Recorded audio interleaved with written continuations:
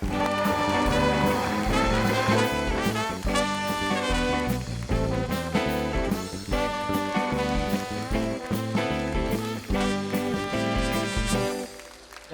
you. Rich Kimball, everybody! Oh, hello. Oh. Welcome to the show. Is this a new couch? This is, oh yes. This Ryan is is sending so kisses much through more his trumpet. Yeah, it's a new comfy than couch. last time. I like this. Yeah, we got it just for you, actually. When you get done, is this for sale? We're going to have a yard sale. Crazy. Fantastic. Yeah. Great. Boy, what a week for you and everybody over at WZON Corporation. It was announced on Monday by Stephen and Tabitha King that they are shutting down the stations. And What? You didn't hear this?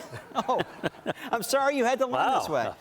That affects not just you and your show on Z62 Retro Radio, but also legendary rock station WKIT and the adult alternative station WZLO.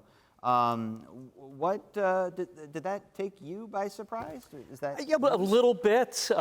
Anytime you hear there's a staff meeting on a Monday morning, you get usually a little good nervous. news. Usually good news. Yeah. But I think it did. But look, I have nothing but good things to say about Stephen and Tabitha and their support of everything locally, but local broadcasting to keep it going for 41 years. I tip my cap to them and all that they've done.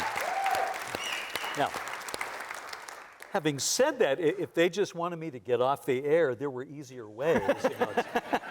Not like Channel 5 said to you, look, if you don't get done, we are shutting this baby down. I'd have gone easily. It wouldn't have taken that much. But no, and it's a part of radio history, those stations and the ZON signal, which has been broadcasting for, I think, for 98 years, which was only 2 years before I started.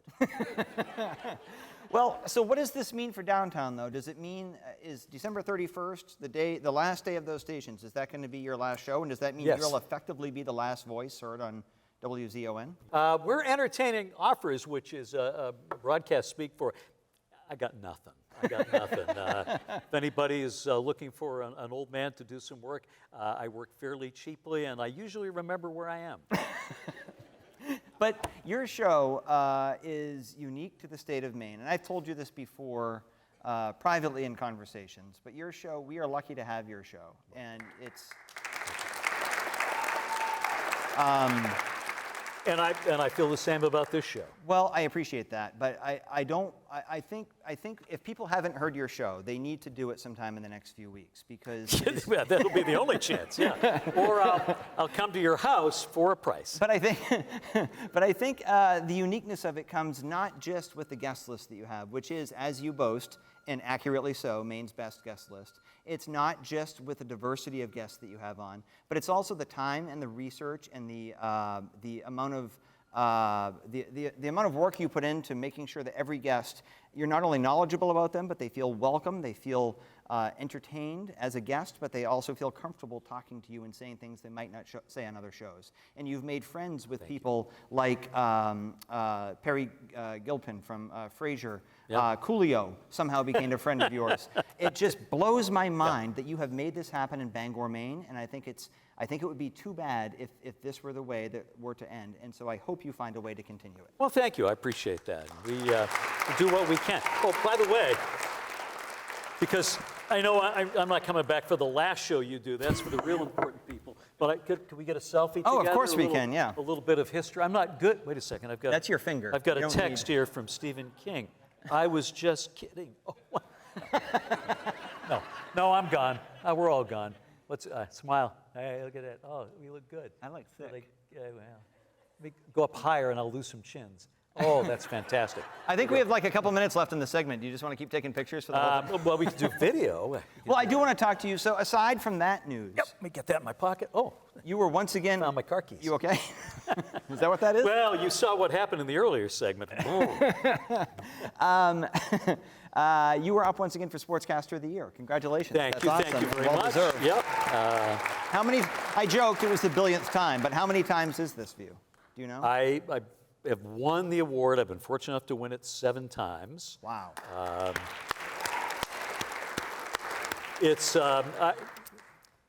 awards they're what they are, but I appreciate this one because you're nominated by your peers and voted on by your peers here in the state of Maine. So that means a lot, and I don't do all that much sports. The show downtown, which started kind of as a sports show, is maybe 30% sports now, but I think it's on the strength of doing the Maine football games. And so anytime I get nominated, I feel like only half the team is getting nominated because I wouldn't be any good at it without Bob Lucy, who has done the games with me for 28 years now, I think 315 games. And without Bob, I'd be sitting there in the booth talking to myself, which I sometimes do anyway, but it's because of him that I get nominated. Well, I think it's one thing to get nominated. I think it's another thing to get nominated so many times over. And that consistency, that steadiness speaks volumes about how good you are in broadcasting. Well, so hats off to you, sir. I think it's a well-deserved nomination. So good luck. When do they announce the winner? I think sometime in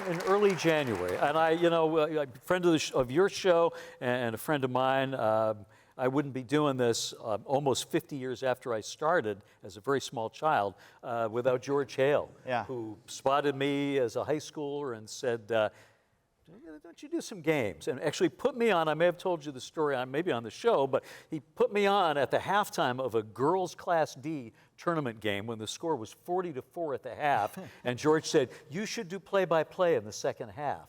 And I said, I haven't really been watching. And he goes, it's okay, because nobody's listening either. That's George. Yep. Well, we are out of time. You have... What? I just got here. I know, and I hate to say it, because it's just, I hate to say it. But listen... Same thing I heard Monday, you're out of time. People don't know this. One of the first meetings we had about doing this show, you were at the table, and you said you wanted to be the critical eye, and you have been for the entire almost 15-year run of this show. I can't thank you enough for all the time you've given me on your show to promote this show, the friendship that we've had, and the advice that you've given me. It has meant the world to me, and thank you for being here tonight. Well, you do a great job, and we're going to all be sad to see you go, but you have set the bar high for TV here in the state of Maine, and really beyond the state. Nobody in the country is doing what you do, so I tip my cap to you on a job well done. Thanks, buddy. Rich Kimball, check him out before December 31st. Hurry up. I need a V62 job. Retro Radio, 4 to 6 weekdays.